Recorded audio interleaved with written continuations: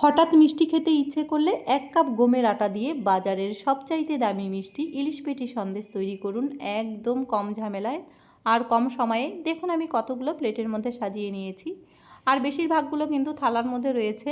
এই সন্দেশটা তৈরি করা যায় যে এত কম খরচে, ভিডিওটা দেখলে আপনারা বুঝতে পারবেন। প্রথমে ফ্রাই প্যানের মধ্যে আমি 1 কাপ পরিমাণ গমের আটা নিয়ে নিচ্ছি। লো আছে আটার কালারটা চেঞ্জ হওয়া পর্যন্ত প্রথমে ভেজে নেব। তারপরে অ্যাড করে নিচ্ছি 1/2 কাপ পরিমাণ সুজি, আর সাথে 1 চা চামচ বেসনও অ্যাড করে নেব। এতে করে সন্দেশের ফ্লেভার দ্বিগুণ বেশি আসবে।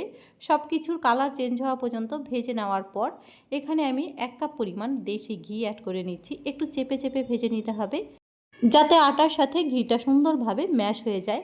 আটাটা কিন্তু আমার সুন্দরভাবে ভেজে নেওয়া হয়ে গেছে, একটা বাদামি কালার চলে এসেছে। ঠিক এই সময় নামিয়ে সাইডে রেখে দেব।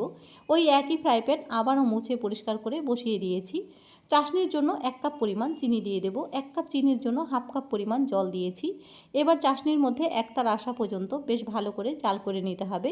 চাশনির মধ্যে বেশ আঠো আঠো ভাব চলে এসেছে, একতার এসে গেছে। ঠিক এই সময় গ্যাসের আঁচটা অফ করে দিয়ে অল্প অল্প করে আটা দিতে থাকবো আর সুন্দরভাবে মেশাতে থাকবো। একবারে দিলে দলা পেকে যেতে পারে। আমি চাশনির মধ্যে 2টো এলাচ গুঁড়ো করে দিয়েছিলাম, এতে করে খুব সুন্দর একটা ফ্লেভার আসে।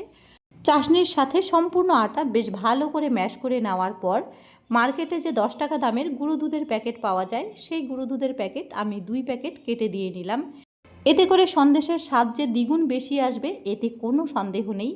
এবার গ্যাসের আঁচটা আবারও লো ফ্লেমে ধরিয়ে দিয়েছি।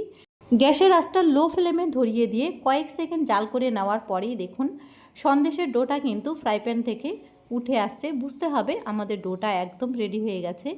এবার একটা প্লেটের মধ্যে কিংবা যে কোনো পাত্রে নামিয়ে নিতে হবে। হাতে একটু ঘি মাখিয়ে নিয়ে ডোটা আমি আবারও ভালো করে মথে নিচ্ছি।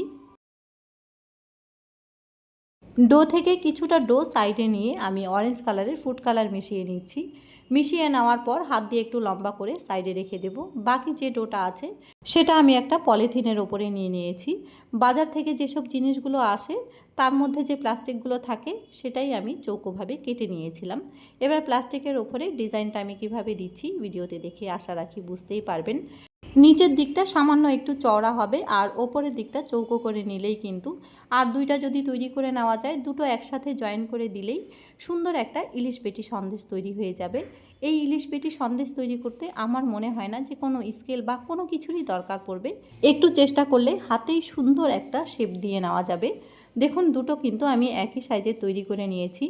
আর বাকি যে ডোটা আমি অরেঞ্জ কালার মিশিয়ে নিয়েছিলাম সেটা একটু ছোট হয়ে গেছে, সাইডে নিয়ে আরও একটু লম্বা করে নিলাম। সেটা আমি মাঝখানে বসিয়ে দেব। আর দুটো একসাথে মিশিয়ে নেওয়ার পর দেখুন সুন্দর কিন্তু একটা ইলিশ পেটি সন্দেশের শেপ দিয়ে নেওয়া হয়ে গেছে। আমি হাতেই কিন্তু সুন্দরভাবে ফিনিশিং দিয়ে নিয়েছি। কিছুক্ষণের জন্য রেখেছিলাম যাতে ডোটা আরও শক্ত হয়ে যায়। আর দেখুন কিছুক্ষণ পরে ফিরে এসেছি, ডোটা একদম শক্ত হয়ে গেছে। এবার একটা চাকু দিয়ে আমি পিস পিস করে কেটে নেব। চাইলে আপনারা সুতো দিয়েও কাটতে পারবেন। চাকু দিয়ে কেটে নিলে সন্দেশের মধ্যে খুব সুন্দর একটা দানা ভাব পড়বে। এত কম খরচে বাড়িতে যে এত সুন্দর ইলিশ পেটি সন্দেশ তৈরি করা যায় আমি নিজেও জানতাম না। ভিডিওটা কেমন লেগেছে কমেন্ট বক্সে অবশ্যই জানাবেন।